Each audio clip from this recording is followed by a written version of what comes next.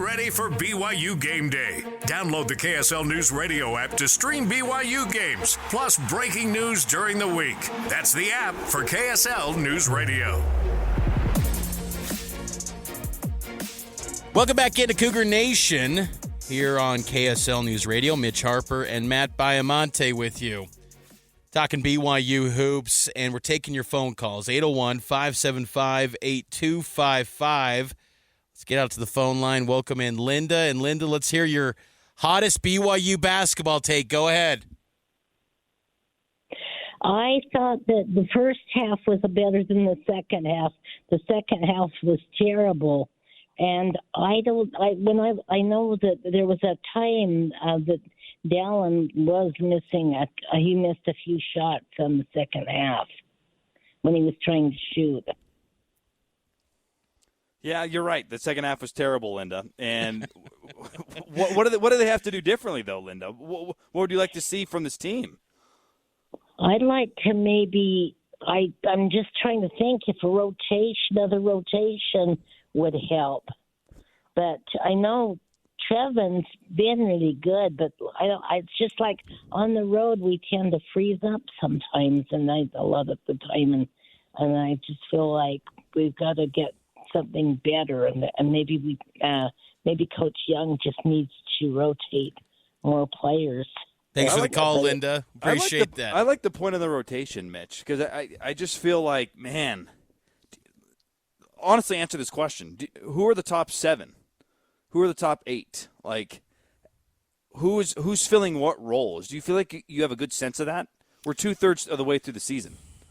A clear top 7 or 8? No, I don't feel like it's clear, no. The best teams in college basketball, the teams that make deep runs, by and large, they have that figured out.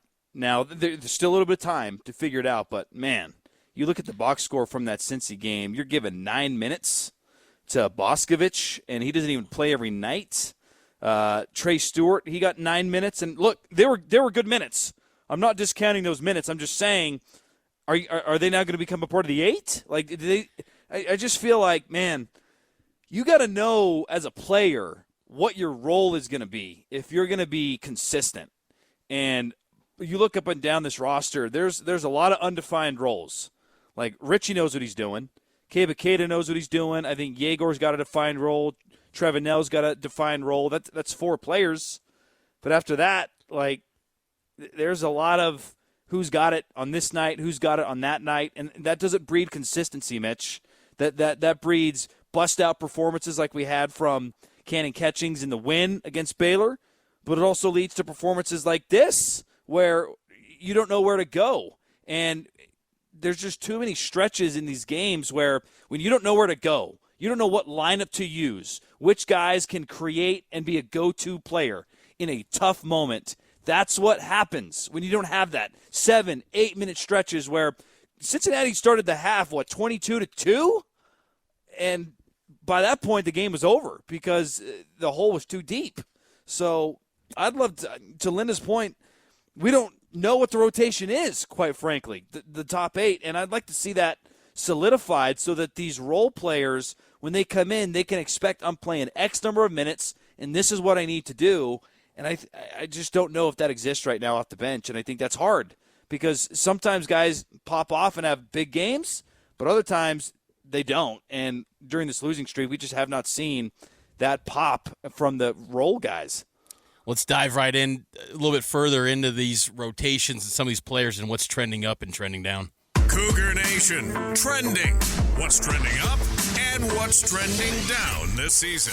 Those are some good points, Matt. And you brought up 2 interesting names that Cougar fans haven't heard much of this year. That's Mihailo Boscovich. And I will say, those minutes that he gave and really throughout Big 12 play, the seldom opportunities he gets, Colorado game in Boulder, Cincinnati, he rolls out almost in a, as Kevin Young pointed out in the post game, on the radio post game, it was an emergency situation. They were down and out. They needed some spark. Hey, Mihailo, go out there. Let's see what you got. And he's not shy about getting wound up. In the words of Kevin Young, wind him up. He'll fire off some shots. And I thought he looked pretty good. And I think he's done a nice job in his limited opportunities this season. He was +4 in his plus-minus, one of the few players in this game against Cincinnati that had a positive plus-minus. 8 points, 3 of 6 from the field, 2 3-pointers. First time since Thanksgiving against Ole Miss where Mihailo hit 2 threes. This was Kevin Young on Mihailo earlier today about maybe if he could see more time going forward. Mihailo's the guy who I've been wanting to get more minutes for. It's been tricky, given the other guys that are out there and have been playing well, but he's somebody that, I do want to get more minutes for. As it relates to Trey, he's a guy a lot like Mawood that can come in and, guard other teams' best players. That last point that Kevin Young made was about Trey Stewart, but Mihailo, let me ask you this, Matt. Should BYU give him more minutes, maybe in, say, Foos's minutes as a 5, backup 5 to Keita? I'm not opposed to it because Mihailo is much taller than Foos. Now, Foos has a really long wingspan, but Mihailo offers you something that maybe this group of players needs, which is a little stretch 4, someone who can make an outside shot, because you don't get that from Keita and you don't get that from Foos.